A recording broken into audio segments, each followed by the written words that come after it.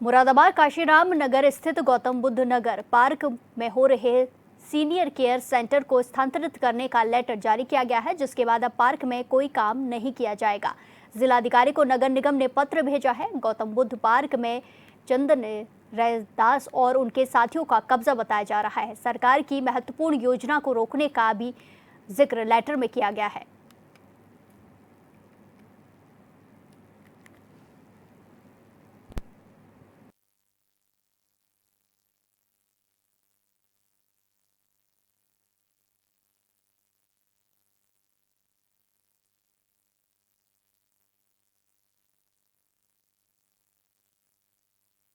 इसी के साथ खबरों में आगे बढ़ते हैं। एटा के जसरतपुर थाना क्षेत्र के विकास सिंह ने प्लॉट का बेनामा कराने की खुशी में मिठाई बांटी, जिसे खाने के बाद कई लोगों की तबीयत खराब हो गई। विकास का आरोप है कि बांटी हुई मिठाई खाने के बाद सभी लोग बीमार हो गए। स्थिति गंभीर होने पर परिजनों को अलग अलग अस्पतालों में भर्ती कराया गया। वहीं आरोप है कि शिकायत करने पर दुकानदार गाली गलौज करने पर उतारुआ हो गया।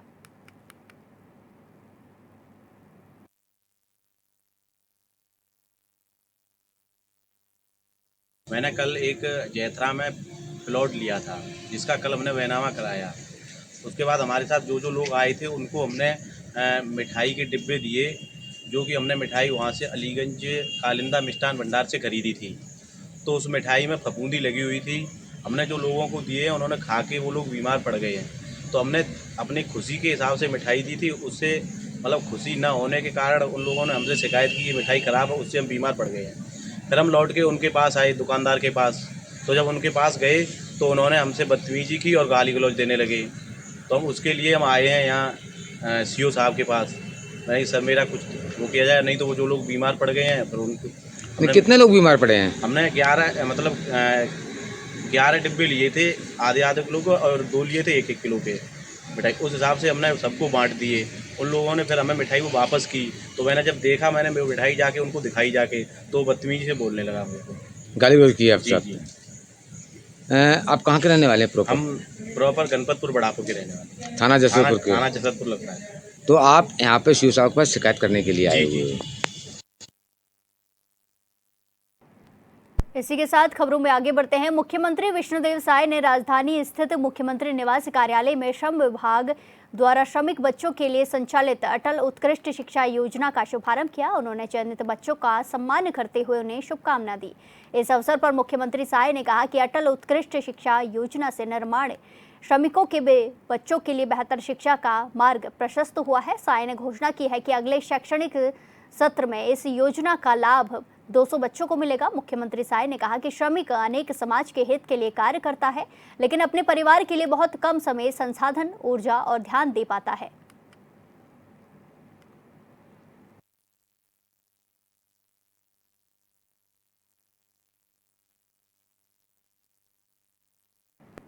मुख्यमंत्री विष्णुदेव साय ने सौर ऊर्जा के क्षेत्र में व्यापक जागरूकता के लिए सूर्य रथ को हरी झंडी दिखाई है। इस मौके पर वो सौर ऊर्जा जागरूकता और प्रोत्साहन अभियान में शामिल हुए और उत्कृष्ट वेंडरों को सम्मानित किया। सीएम ने कहा कि प्रदेश में सौर ऊर्जा के उपभोक्ता अब केवल ऊर्जा उत्पादन ही नहीं बल्कि ऊर्जा दाता भी बन रहे हैं। सीएम सूर्य घर मुफ्त बिजली योजना जैसी महत्वाकांक्षी पहल के जरिए प्रदेश स्वच्छ ऊर्जा के लक्ष्य की प्राप्ति के संकल्प को तीव्र गति से पूर्ण करने की ओर अग्रसर है।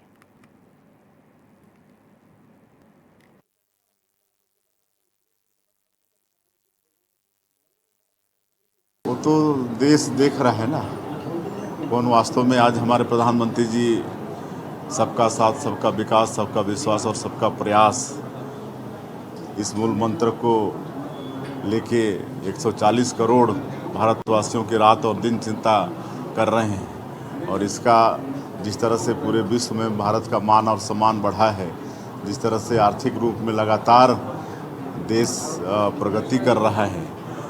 2014 के पहले जब उनकी सरकार थी 10 वर्षों तक, तो स्थिर हो गया था आर्थिक क्षेत्र में हमारा देश 10वें स्थान पर ही था। लेकिन माननीय नरेंद्र मोदी जी प्रधानमंत्री बनने के बाद आज 11 साल में, पहले 10 साल में 5वें स्थान पर लाके खड़ा किए इकोनॉमी के क्षेत्र में। और जब तीसरी बार प्रधानमंत्री बने, 11वां साल हुआ तो आज चौथे नंबर में लाके खड़ा कर दिए। अब वक्त एक छोटे से ब्रेक का, फिर लौटेंगे कुछ खबरों के साथ। बने रहिए हमारे साथ।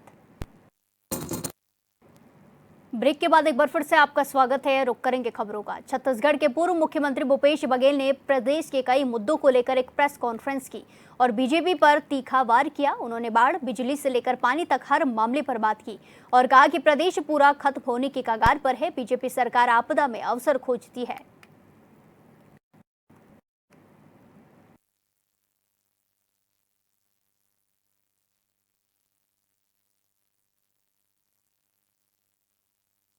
सर, सुकमा का जो कांग्रेस कार्यालय है उसको रात साफ करने की भी तैयारी की जा रही है। ये तो भारतीय जनता पार्टी इतनी बौखलाई हुई है। यदि सुकमा के कार्यालय के यदि ये लोग रात साफ कर रहे हैं तो देश भर में भारतीय जनता पार्टी हजारों कार्यालय बनाए हैं। यहीं 5 सितारा जो कार्यालय बनाए हैं, ईडी उनकी पूछताछ कब करेगी? और ये तो मतलब लोकतंत्र को खत्म करने का काम, और इनके पास कोई काम नहीं है।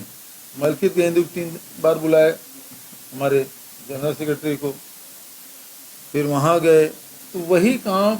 मतलब यदि कांग्रेस पार्टी कोई भी कार्यक्रम करे उसके पहले ईडी चली जाती है ताकि डर का माहौल बना रहे, क्योंकि ओढ़ चोर गद्दी छोड़ कल बिलासपुर में कार्यक्रम आयोजित किए हैं और आज ईडी का पहुंचना ये साबित करता है कि वो उनके आका के द्वारा भेजा गया है। अभी जितने भी छापे पड़ रहे हैं उसमें ये लोग हिंसा का भी प्रयोग कर रहे हैं, मारपीट कर रहे हैं, डरा धमका रहे हैं।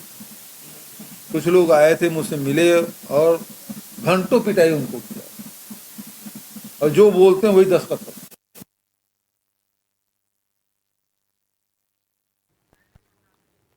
ये खबर आपको बताई जा रही है जहां प्रेस कॉन्फ्रेंस की गई है पूर्व मुख्यमंत्री के द्वारा और सरकार को घेरने की कोशिश की है। कई सारे मुद्दों को लेकर, बिजली को लेकर, पानी को लेकर, कई सारे मुद्दों को लेकर, बेरोजगारी को लेकर बीजेपी पर हमला बोला गया है। कई सारे आरोप लगाए गए हैं। छत्तीसगढ़ से आपको खबर बताई जा रही है जहां पूर्व मुख्यमंत्री भूपेश बघेल ने प्रेस कॉन्फ्रेंस की और बीजेपी पर जमकर निशाना साधा। कई सारे आरोप लगाए गए हैं।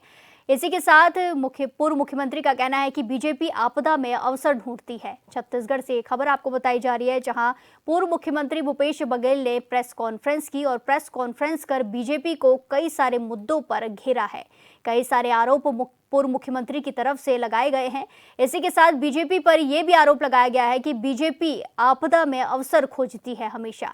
छत्तीसगढ़ से खबर आपको बताई जा रही है जहां पूर्व मुख्यमंत्री भूपेश बघेल ने एक बार फिर से प्रेस कॉन्फ्रेंस की है और एक बार फिर से बीजेपी को घेरने की कोशिश की है। बिजली, पानी, बेरोजगारी, महंगाई को लेकर कई सारे मुद्दों पर बीजेपी को घेरने की कोशिश की है। इसी के साथ ये भी आरोप लगाया है कि बीजेपी हमेशा आपदा में अवसर खोजने की कोशिश करती रहती है।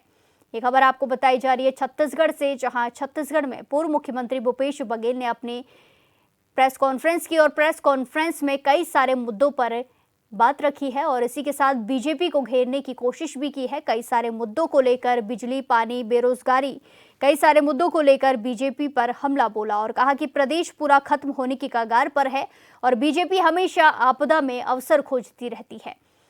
पूर्व मुख्यमंत्री भूपेश बघेल की तरफ से कई सारे आरोप लगाए गए हैं। बीजेपी को घेरने की कोशिश की गई है। कई सारे मुद्दों पर वो पहले भी बोलते नजर आए हैं और एक बार फिर से उन्होंने बीजेपी को घेरा है। इसी के साथ खबरों में आगे बढ़ते हैं। रायपुर पुलिस ने गणेश विसर्जन झांकी के दौरान उपद्रव मचाने वाले 100 से ज्यादा बदमाशों, संदिग्धों, आपराधिक तत्वों के खिलाफ प्रतीकात्मक धाराओं में कार्रवाई की है। सभी को गिरफ्तार कर पुलिस ने अवैध हथियारों को बरामद किया है। इसके अलावा संदिग्ध सामानों के साथ पकड़े गए 10 से ज्यादा नाबालिगों को पकड़कर उनके परिजनों को थाना बुलाकर कड़ी समझाइश देकर नाबालिगों को उनके परिजनों के सुपुर्द कर दिया गया।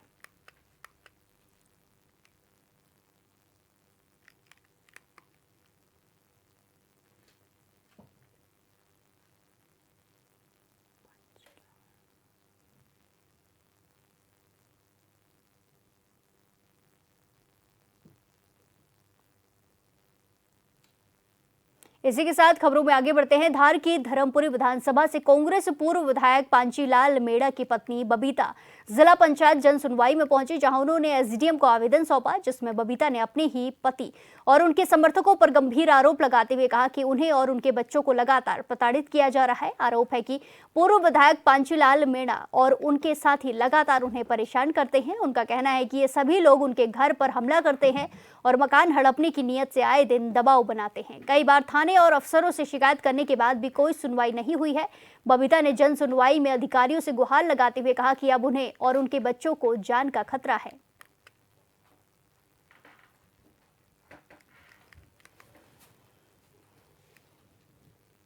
इसी के साथ खबरों में आगे बढ़ते हैं। मध्य प्रदेश के रतलाम में नगर निगम के कचरा वाहन से गाय के बछड़े का शव पाया गया, जिसको लेकर हिंदू संगठनों में काफी ज्यादा आक्रोश देखने को मिला। उन्होंने नगर निगम पहुंचकर बछड़े के शव को जमीन पर रखकर प्रदर्शन किया। इस दौरान हिंदू संगठनों ने गाय पालकों पर लापरवाही का आरोप लगाते हुए ऐसे पालकों पर कार्रवाई करने की मांग की है। वहीं पुलिस की मौजूदगी में बातचीत के दौरान हिंदूवादी नेता और कचरा वाहन चालक के बीच मारपीट भी हो गई। ऐसे में रतलाम सीएसपी सत्येंद्र ने बीच बचाव कर मामले को शांत कराने की कोशिश की।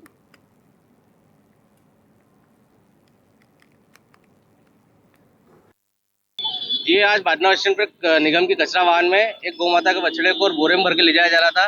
एक माह के अंतर्गत दूसरी घटना हो चुकी है निगम में और एक ही जोन के अंतर्गत। निगम को पता है यहाँ पर गौपालक घुसता रहे हैं, गौपालकों पर कड़ी कार्रवाई नहीं की जा रही है। गाड़ी जो गाय पकड़ने आती है उससे पहले गौपालकों के पास फोन चला जाता है और कम से कम 10-20 लोग गाड़ी के आगे पीछे घूमते रहते हैं। गाय पकड़ने के पहले वो भगा देते हैं गाड़ी वालों के सामने ही। इन्होंने कोई कार्रवाई नहीं करी। आज भी उसी घटना में एक कचरा वाहन के अंदर बोरे में भरकर बछड़े को ले जाया जा रहा था, पता नहीं कहां पर, जो इनकी थाट गाड़ के कारण ले जाया जा रहा था। वो बादना स्टैंड क्षेत्र में गिरा बछड़ा, हमको सूचना लगी, हम बछड़े को निगम में लेके आए हैं। हमने कार्रवाई की मांग करी है। अब आगे जो भी कार्रवाई होगी, अगर निगम प्रशासन हमारी बात नहीं मानता है तो बजरंग दल फिर अपने हिसाब से कार्रवाई करेगा। देखिए, एक नगर निगम के जो कचरा वाहन के ऊपर जो है एक जो है गौवंश का जो है शव जो है वो मिला था, जिसके तारतम्य में एक शिकायत की गई थी, जिसमें जो है पुलिस के द्वारा जो है वाहन जो चला रहा था, साथ ही साथ में जो क्लीनर था उससे पूछताछ की जा रही है। इसमें जो है अग्रिम कार्रवाई की जाएगी। चक्का जाम के इन लोगों ने और किस तरह की इनकी डिमांड थी पूरे मामले को लेकर? नहीं, वो यही जानना चाह रहे हैं इसमें कि कौन सा ऐसा गौपालक है जिसके द्वारा ये कार्रवाई की गई। इसमें पुलिस जो है वो कार्रवाई कर रही है। कितने लोग अरेस्ट किया आप लोगों ने इस पूरे मामले में? इसमें 2 लोगों से पूछताछ कर रहे हैं। जगदलपुर में समय सीमा की बैठक का आयोजन किया गया, जहां कलेक्टर हरीश एस ने निर्देश दिए कि एग्री स्टेक में पंजीयन के लिए शेष किसानों का पंजीयन जल्द पूरा करवाएं। बैठक में उन्होंने पीजी पोर्टल, मुख्यमंत्री जन दर्शन, कलेक्ट्रेट जन दर्शन और विभागीय योजनाओं के लंबित मामलों पर चर्चा की। इस दौरान उन्होंने संबंधित अधिकारियों को निर्देश दिए कि इन प्रकरणों का शीघ्र निपटारा सुनिश्चित किया जाए।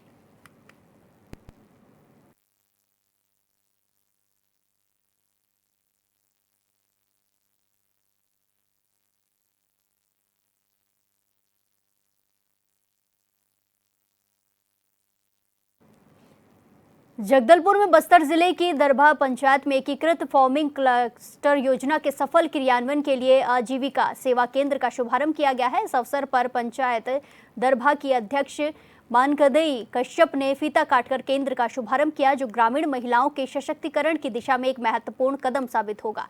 आजीविका सेवा केंद्र के माध्यम से 16 गांवों की लगभग 1200 महिला किसान दीदियों को घर घर पहुंचकर सेवाएं प्रदान की जाएंगी।